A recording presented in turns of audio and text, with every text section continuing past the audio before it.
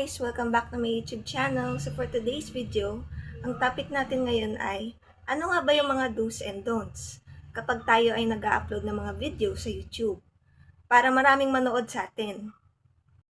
This video, isi-share ko po sa inyo kung ano nga ba yung mga do's and don'ts pag gumagawa tayo ng YouTube videos.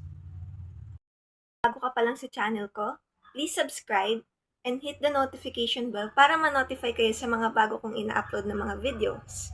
So kung excited ka nang malaman, just keep on watching. Ano ba yung mga do's and don'ts? Share ako sa inyo ng tips guys kung paano nga ba pagandahin yung ating mga videos. Gustuhan ng mga viewers sa mga videos natin. Number 1, lightning. So guys, pinaka-importante ang lightning. Hindi masyadong madilim, yung clear na makita, hindi malabo. Malabo, may tendency na walang manonood sa videos ninyo. So that's our tip number 1, lightning. Tip number 2, no dead airs. Yan ang iiwasan nyo, yung ma-dead airs. Ito naman yung CapCut, so pwedeng i-edit nyo na lang yung videos ninyo. Kasi kapag may dead airs, may tendency na mainip yung audience. So kailangan i-cut-cut nyo na lang siya. Para walang dead airs. Pag may dead airs, ganito yung magiging itsura. Pakita ko sa inyo. Hi guys! Welcome back to my YouTube channel. So for today's video, ang topic natin ngayon ay ano nga ba yung mga do's and don'ts?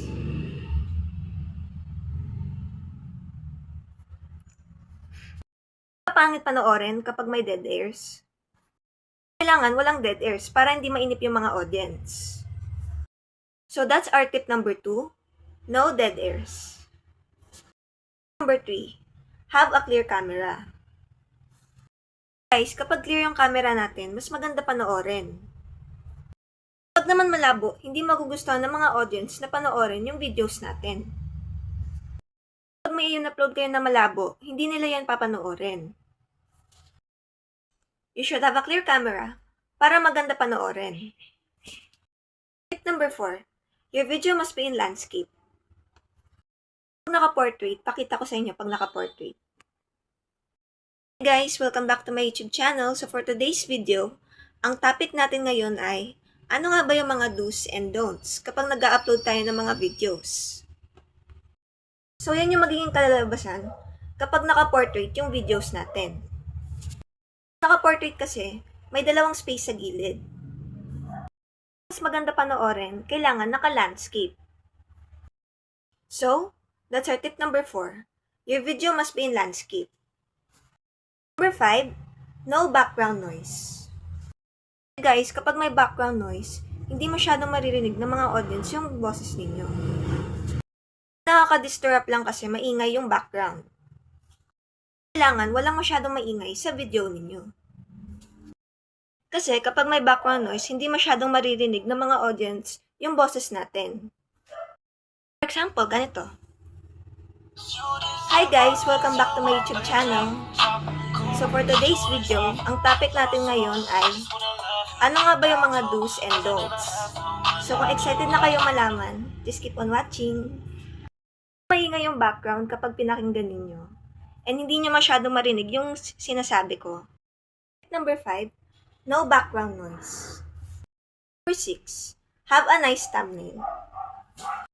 Guys, pinaka-importante sa lahat ang thumbnails. Diba meron naman tayong PixArt? Kailangan natin ng thumbnail. Automatic, mag-click in yung mga audience natin. Papaklik talaga sila kasi maganda yung thumbnail. So, you should always have a thumbnail or mag-edit kayo ng thumbnail para mag-click in yung mga audience natin. Kasi guys, kapag walang thumbnail, yung iba, hindi nila i-click yung videos mo. So, you should always have a thumbnail or edit your thumbnail para i-click ng mga audience yung mga videos mo. So, that's our tip number 6. Have a nice thumbnail. Tip number 7, no copyright. Gusto nyo maglagay ng music, Maghanap na lang kayo ng ibang music, yung walang copyright. Nangyayari kapag tayo ay na-copyright.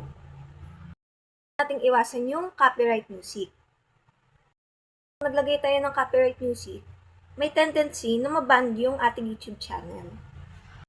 Guys, if bago ka pa lang sa channel ko, huwag niyo pong kakalimutan ulit mag-subscribe at i-click na rin ang notification bell sa baba para ma-notify kayo sa mga bago kong ina-upload na mga videos. See you guys on my next vlog. Bye!